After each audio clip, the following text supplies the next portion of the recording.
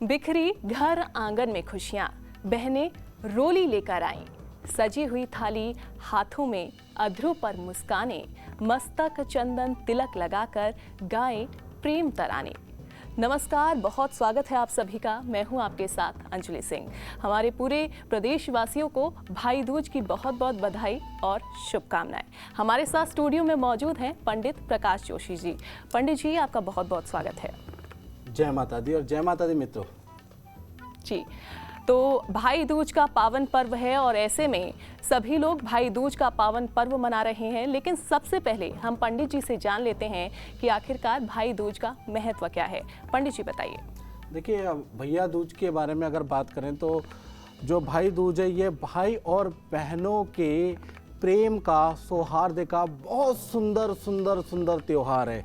यानी कि उस दिन बहनें अपने भाई को न्योता देती है, घर में बुलाती हैं, उनको तिलक लगाती है, उनको नारियल देती हैं, उनको अपने हाथों से मीठे मीठे मीठे मीठे भोजन कराती हैं, उनका सत्कार करती हैं और भाई भी बहनों को कोई ना कोई गिफ्ट देते हैं। तो बड़ा सुंदर पर्व है। तो पंडित जी ने महत्व बताया, लेकिन पंडित जी अब हम जान लेते हैं कि भाई दूज का जो पावन पर्व है वो क्यों मनाया जाता है। देखिए, भाई दूज का जो पावन पर्व है जी, वो उसके ऊपर एक सुंदर सी पौराणिक कथा लिखी है। सबसे पहले मैं बता दूं, पंचांग के अनुसार कार्तिक मास के शुक्ल पक्ष की द्वितीय तिथि को भैया दूज मनाया जाता है और भाई बहन के पवित्र और स्नेह का प्रतीक है ये भैया दूज। और भाई का उस दिन टीका किया जाता है। इसी को यम द्वितीया भी कहा जाता है, भ्रात द्वितीया के नाम से भी इसको जाना जाता है। ये एक बहुत खास पर्व है, जैसा कि मैंने पहले भी बता दिया। इसमें बहनें अपने भाइयों को तिलक करती है, उनके लंबे आयु की कामना करती है, उनके अच्छे स्वास्थ्य की कामना करती है, सुख धन धान्य वृद्धि की कामना करती है, भाइयों के पैर छू के आशीर्वाद लेती है। या बड़ी बहन है तो आपको उनके पैर छूना चाहिए और उनका आशीर्वाद लेना चाहिए। और इसके शास्त्रों के अनुसार इसमें एक कथा है। इस दिन यमदेव अपनी बहन यमुना के बुलावे पे उनके घर भोजन करने गए थे। तब से इस पर्व की और इस अद्भुत और सुंदर पर्व की शुरुआत हुई।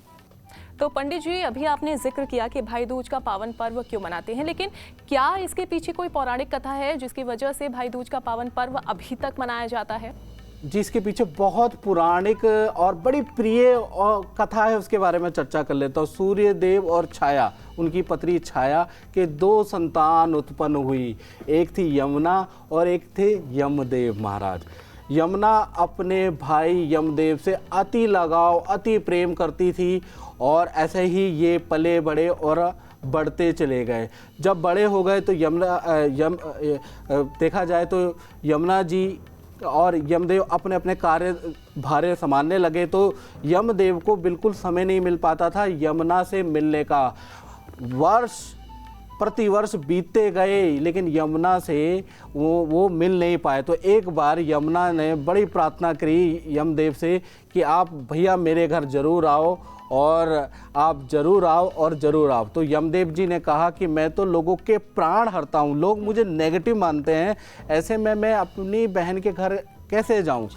बहुत बार निवेदन करने के बाद एक बार यमदेव ने ठान ली कि मैं जाऊँगा ही जाऊँगा, मेरी बहन बार बार मुझे बुला रही है। तो उस दिन देखा जाए तो वो कार्तिक पक्ष में और देखा जाए द्वितीय तिथि को यमदेव ने यह निर्णय किया और यमुना अपनी बहन के घर गए और घर में यमुना ने उनका अच्छा अतिथि सत्कार किया। साथ ही साथ पूजा पाठ, उनको तिलक लगाया, उनकी आरती की। इससे यमदेव बहुत बहुत ज़्यादा प्रसन्न हो गए और सबसे पहले चीज़ उन्होंने क्या की, उस दिन जो भी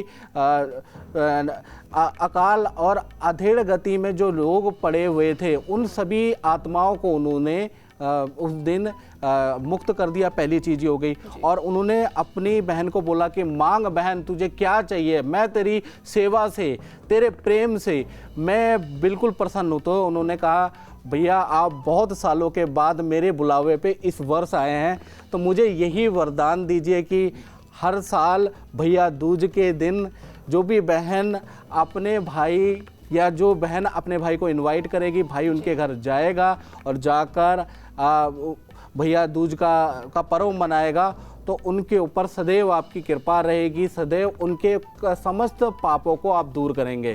तो यमराज जी ने कहा तथास्तु। तो उस दिन से भैया दूज मनाने की कथा प्रारंभ हुई है। उस दिन से ही भैया दूज मनाया जाता है।